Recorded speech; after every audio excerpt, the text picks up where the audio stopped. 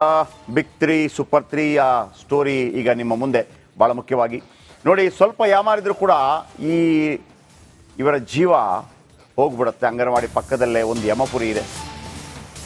ಅಂಗನವಾಡಿ ಪಕ್ಕದಲ್ಲಿ ಒಂದು ಯಮಪುರಿ ಇದೆ. ಅಂಗನವಾಡಿ ಅಂತಂದರೆ ದೊಡ್ಡ ದೊಡ್ಡವರೆಲ್ಲ ಬರೋ ಸಣ್ಣ ಪುಟ್ಟ ಮಕ್ಕಳು. ಆ ಮಕ್ಕಳಿಗೆ ಜಾತಿ ಗೀತಿ ಏನು ಗೊತ್ತಿರೋದಿಲ್ಲ, ಆಟಾಡ್ತಾ ಇರ್ತವೆ, ಮತ್ತೊಂದು ಮಾಡ್ತಾ ಇರ್ತವೆ. ಅಂಗನವಾಡಿಗೆ ಒಂದು ಇಲಾಖೆನೇ ಇದೆ, ಬೇಕಾದಷ್ಟು ದುಡ್ಡು ಕೂಡ ನಮ್ಮಲ್ಲಿದೆ. ಆದರೆ ಈ ಪರಿಸ್ಥಿತಿ ಏನು ಅಂತ ನಿಮ್ಗೆ ಹೇಳ್ಬಿಡ್ತೀನಿ. ಕಳೆದ ಕೆಲವು ದಿನಗಳ ಹಿಂದೆ ಅಷ್ಟೇ ತೆರೆದ ಚರಂಡಿಗೆ ಬಾಲಕ ಬಲಿಯಾಗಿದ್ದ ನಿಮ್ಗೆ ಗೊತ್ತಿದೆ. ತೆರೆದ ಚರಂಡಿಗೆ ಬಾಲಕ ಬಿದ್ದಿದ್ದ. ಅಂಥದ್ದೇ ಚರಂಡಿಗಳು ಸಾಕಷ್ಟು ಕಡೆ ಬಲಿಗಾಗಿ ಕಾದು ಕುಳಿತಿವೆ. ಇನ್ನೆಷ್ಟು ಬಲಿಗಳಾದ ಮೇಲೆ ಇವಕ್ಕೆಲ್ಲ ಮುಕ್ತಿ ಕೊಡ್ತಾರೋ ಅಂತ ಜನರು ಮಾತಾಡೋ ಹಾಗಾಗಿದೆ. ಬನ್ನಿ, ಇದರ ಬಗ್ಗೆ ಒಂದು ಸ್ಪೆಷಲ್ ರಿಪೋರ್ಟ್ ನಿಮ್ಮ ಮುಂದೆ. ರಾಜಕಾಲುವೆ ಬಲಿ ತೋರ್ಲಿಕ್ಕೋಸ್ಕರ ಕಾಯ್ಕೊಂಡು ಕುಂತಿದೆ. ಮಕ್ಕಳಿಗೆ ಅಂಗನವಾಡಿ ಶಾಲೆ ಇದೆ, ಆದರೆ ಸರಿಯಾದಂಥ ರೋಡ್ ಇಲ್ಲ. ಹೀಗೆ ಬಾಯಿ ತೆರೆದು ನಿಂತು ತುಂಬಿ ಹರಿತಾ ಇರುವ ಚರಂಡಿ ಪಕ್ಕದಲ್ಲೇ ಇರುವ ಅಂಗನವಾಡಿ ಕೇಂದ್ರ. ಈ ಚರಂಡಿ ಮೇಲೇನೆ ಹಾದು ಅಂಗನವಾಡಿಗೆ ಹೋಗ್ತಾ ಇರುವ ಪುಟಾಣಿ ಮಕ್ಕಳು. ಇದೆಲ್ಲವನ್ನ ನೋಡಿದ್ರೆ ಮೊನ್ನೆಯಷ್ಟೇ ಹಾವೇರಿಯಲ್ಲಿ ನಡೆದ ಘಟನೆ ಕಣ್ಮುಂದೆ ಬರುವುದು ಪಕ್ಕ. ಹೌದು, ಬಲಿಗಾಗಿ ಕಾದು ಕುಳಿತಿರುವ ಈ ಚರಂಡಿ ಇರೋದು ಕೊಪ್ಪಳದ ಭಾಗ್ಯನಗರದಲ್ಲೇ. ವಾರ್ಡ್ ನಂಬರ್ 17ರ ಅಂಗನವಾಡಿ ಪಕ್ಕದಲ್ಲೇ ಈ ಯಮರೂಪಿ ಚರಂಡಿ ಬಾಯಿ ತೆರೆದು ಬಲಿಗಾಗಿ ಕಾದು ಕುಳಿತಿದೆ. ಕೊಪ್ಪಳ ನಗರದ ರಾಜ ಕಾಲುವೆಗೆ ಸೇರುವ ಕಾಲುವೆ ಇದಾಗಿದ್ದು, ಈ ಕಾಂಕ್ರೀಟ್ ಕಾಲುವೆ ನಿರ್ಮಾಣ ಮಾಡಿರುವ ಅಧಿಕಾರಿಗಳು ಕಾಲುವೆಯನ್ನ ಮುಚ್ಚದೆ ಹಾಗೆ ಬಿಟ್ಟು ಹೋಗಿದ್ದಾರೆ. ನಗರದ ಹಲವು ಕಡೆಗಳಲ್ಲಿ ಈ ತೆರೆದ ಚರಂಡಿಗಳು ಹಾಗೆ ಇವೆ. ಯಾವಾಗ ಬೇಕಿದ್ರೂ ಈ ತೆರೆದ ಚರಂಡಿ ಬಲಿ ಪಡೆಯುವುದಕ್ಕೆ ಹವಣಿಸ್ತಾ ಇದೆ. ಈ ಅಂಗನವಾಡಿ ಪಕ್ಕದಲ್ಲೇ ಇರುವ ಈ ಚರಂಡಿಯಂತೂ ಮಕ್ಕಳ ಬಲಿಗಾಗಿ ನಿರ್ಮಿಸಲಾಗಿದೆ ಅನ್ನುವಂತಿದೆ. ಮಧ್ಯಾಹ್ನದ ವೇಳೆ ಮಳೆ ಬಂದ್ರೆ ಸಾಕು, ಈ ಪುಟ್ ಮಕ್ಕಳು ಮನೆ ಸೇರೋದೇ ಕಷ್ಟ. ಹೀಗಾಗಿ ಮಕ್ಕಳನ್ನ ಅಂಗನವಾಡಿಗೆ ಕಳಿಸುವುದಕ್ಕೆ ಪೋಷಕರು ಭಯ ಪಡುವಂತಾಗಿದೆ. ಇಲ್ಲಿ ರಾಜಕಾಲುವೆ ಹಾಗೂ ಕಾಲುವೆ ಸಂಪರ್ಕ ಚರಂಡಿಗಳು ನಗರದಲ್ಲಿ ಬಹುತೇಕ ಕಡೆ ಓಪನ್ ಆಗೇ ಇದೆ. ಮಳೆ ಬಂದಾಗೊಮ್ಮೆ ಈ ಚರಂಡಿ ಹಾಗೂ ರಾಜಕಾಲುವೆ ತುಂಬಿ ಹರಿಯುತ್ತೆ. ಮಕ್ಕಳನ್ನ ಹೊರಗಡೆ ಕಳಿಸುವುದಕ್ಕೆ ಪೋಷಕರು ಭಯ ಪಡ್ತಾ ಇದ್ದಾರೆ. ಈ ಬಗ್ಗೆ ಹಲವು ಬಾರಿ ಅಧಿಕಾರಿಗಳಿಗೆ ಮನವಿ ಮಾಡಿದ್ರೂ ಯಾವುದೇ ಪ್ರಯೋಜನ ಆಗಿಲ್ಲ ಅಂತಾರೆ ಸ್ಥಳೀಯರು. ಇಲ್ಲಿ ಮಳೆ ಬಂದ ಕಾರಣ ನೀರೆಲ್ಲ ಹೆಚ್ಚಾಗಿ ನಿಂದಿರ್ತಾವ. ಮಕ್ಕಳು ಚೆನ್ನಾಗಿ ಬರ್ಲಿಕ್ಕೆ ಆಗ್ತಾ ಇಲ್ಲ. ಮತ್ತೆ ಅಂತಂದ್ರೆ ಮಕ್ಕಳುಗಳು ನಾವು ಕೈ ಹಿಡ್ಕೊಂಡು ಬರ್ಲಿಲ್ಲ ಅಂತಂದ್ರೆ ಅವ್ರು ಮುಂದೆ ಹೋಗ್ತಿರ್ತಾರ, ಕೆಳಗೆ ಬಿದ್ದ್ಬಿಡ್ತಾರ. ಆಮೇಲೆ ಹಾವುಗಳು ಬಂದ್ರು ಕೂಡ ಗೊತ್ತಾಗಂಗಿಲ್ಲ. ಮೊನ್ನೆ ಸ್ವಚ್ಛ ಮಾಡ್ಯಾರ, ಆದ್ರೂ ಕೂಡ ಮತ್ತೆ ಏನಾಗದ ಅಂತಂದ್ರೆ ಕಸ ಎಲ್ಲ ಬೆಳ್ಕೊಂಡದ. ಇಲ್ಲಿ ಚರಂಡಿ ಎಲ್ಲ ಓಪನ್ ಅದ, ಅದು ಕೂಡ ನೀರು ಯಾವಾಗ್ಲೂ ಹರಿತಾನೆ ಇರ್ತದ. ಚರಂಡಿ ಚೆನ್ನಾಗಿ ಮುಚ್ಚನೂ ಇಲ್ಲ. ನಗರದಲ್ಲಿ 17 ವಾರ್ಡಿನ ಧನ್ವಂತರಿ ಕಾಲೋನಿಯಲ್ಲಿ ಇರುವಂತ ಅಂಗನವಾಡಿ ಕೇಂದ್ರಕ್ಕೆ ಸರಿಸುಮಾರು ಇಲ್ಲಾಂದ್ರೆ ಒಂದು 15ರಿಂದ 20-25 ಹುಡುಗರು ದಿನ ಬರ್ತಾರೆ. ಈ ರಾಜಕಾಲುವೆ ನೋಡಿದ್ರಿ ಸರಿ ತಾವು ಆಗ ಅದರಲ್ಲಿ ಬಿದ್ದು ಪ್ರಾಣ ಹೋಯ್ತಂದ್ರೆ ಪ್ರಾಣದ ಬೆಲೆ ಕಟ್ಟಲಿಕ್ಕೆ ಆಗ್ತಲ್ಲ. ಅಧಿಕಾರಿಗಳು ಸಸ್ಪೆಂಡ್ ಮಾಡ್ತಾರೆ, ಸರ್ಕಾರದ ಒಂದು ಹೇಳಿ ಅಲ್ಲಿ ಕ್ಲೋಸ್ ಮಾಡ್ಬಿಡ್ತಾರೆ. ಒಂದು ಜೀವಕ್ಕೆ ಬೆಲೆ ಇಲ್ಲಾರ್ದಂಗೆ ಆಗ್ತಾ ಇದೆ.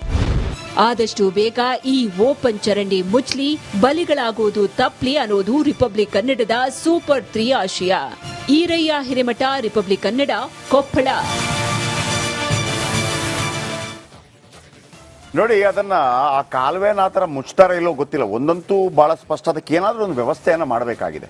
ಮಕ್ಕಳು ಒಂದು ವೇಳೆ ಮಳೆ ಬಂದು ಅದು ಜಾಸ್ತಿ ಆಗ್ಬಿಟ್ರಂತೂ ಮಕ್ಕಳು ಅದರಲ್ಲಿ ಒಳ್ಳೆ ಕಾಣಿಕೆ ಡಬ್ಬಿಗೆ ದುಡ್ಡು ಹಾಕದಂಗೆ ಆಗ್ಬಿಡ್ಬೋದು. ಹೋಗ್ಬಿಟ್ರೆ ಸಣ್ಣ ಪುಟ್ಟ ಮಕ್ಕಳ್ರಿ, ಇದಕ್ಕೆ ಅದು ನಿಜವಾಗಿ ಹೆಂಗೆ ನೋಡಿ ಈ ಥರ ಹೋಗ್ತಾ ಇದೆ. ಅದಕ್ಕೆ ಮುಚ್ಚಳಿಕೆ ಮಾಡ್ತಾರೋ ಮಾಡೋದಿಲ್ವೋ ಗೊತ್ತಿಲ್ಲ. ಮಕ್ಕಳಂತೂ ಮಳೆ ಬಂದು ಜಾಸ್ತಿ ಆದರೆ ಅಂತೂ ನನಗನ್ನಿಸ್ತಾ ಇರೋದು ನೋಡಿ, ಅದು ಹೆಂಗಿದೆ ಅಂತಂದರೆ ಈಗ ಮಳೆ ಬಂದು ಫುಲ್ ಆಯಿತು ಅಂತ ಇಟ್ಕೊಳ್ಳಿ, ಆ ರೋಡ್ಗೆ ಮತ್ತು ಅದಕ್ಕೆ ಸಮತಟ್ಟ ಆಯಿತು. ನೋಡಿ ಅದು ರೋಡು, ಆ ರೋಡ್ಗೆ ಮತ್ತು ಅದಕ್ಕೆ ಸಮತಟ್ಟ ಆಯಿತು ಅಂತ ಇಟ್ಕೊಳ್ಳಿ. ಖಂಡಿತ ನೋಡಿ ಇಷ್ಟು ಈ ಕವರ್ ಮಾಡಬೇಕಲ್ಲ, ಈ ಕವರ್ ಮಾಡಬೇಕಾಗಿದೆ. ನಾವು ಕೇಳ್ತಿರೋದಷ್ಟೇ. ಆ ಕೆಲವು ಕಡೆ ಓಪನ್ ಆಗಿ ಬಿಟ್ಬಿಟ್ಟಿದ್ದಾರೆ ಅದನ್ನು ನೋಡಿ. ಅಲ್ಲಿ ಅದರ ನಂತರ ಆ ದೊಡ್ಡ ಸಮಸ್ಯೆ ಇಲ್ಲ ಅಂತ ಅನಿಸುತ್ತೆ. ಆದರೆ ಕೆಲವು ಕಡೆ ಸ್ಲ್ಯಾಬ್ ಏನು ಹಾಕಬೇಕಾಗಿದೆ, ಯಾಕೆ ಹಾಕಿಲ್ಲ ಅನ್ನುವಂಥದ್ದು. ಯಾಕಂದರೆ ಒಂದು ವೇಳೆ ಮಳೆ ನೀರು ಅದೇ ಸಮನಾಗಿ ಬಂದರೆ, ಈಗ ನೋಡಿ ಇಲ್ಲಿ ಕೂಡ ಅಷ್ಟೇ ನೀರು ಬಂದರೆ, ಈಗ ಇಲ್ಲಿ ಇದಿದೆ ಅಲ್ವಾ, ಚರಂಡಿ ಥರ ಹೋಗ್ತಾ ಇದೆಯಲ್ಲ ನೀರು, ಇಲ್ಲಿ ರೋಡ್ ಇದೆಯಲ್ವಾ, ಸೇಮ್ ಆಗಿ ಮಕ್ಕಳೇನಾದರೂ ಆ ಕಡೆ ಈ ಕಡೆ ಆಟ ಆಡ್ತಾ ಹೋಗ್ಬಿಟ್ರೆ ಕೊಚ್ಕೊಂಡು ಹೋಗ್ಬಿಡ್ತಾರೆ. ನಿಮಗೆ ಬೆಂಗಳೂರಲ್ಲಿ ಒಂದು ವಿಚಾರ ಬೇರೆ. ಯಾಕಂತಂದರೆ ಅದು ನೋಡಿ 4-5 ಸ್ಲ್ಯಾಬ್ಗಳು ಹಾಕಿದರೆ ಸಾಕು ಅಂತ ಅನಿಸ್ತಾ ಇದೆ ನನಗೆ. ರಿಪೋರ್ಟರ್ ಇದ್ದಾರಾ?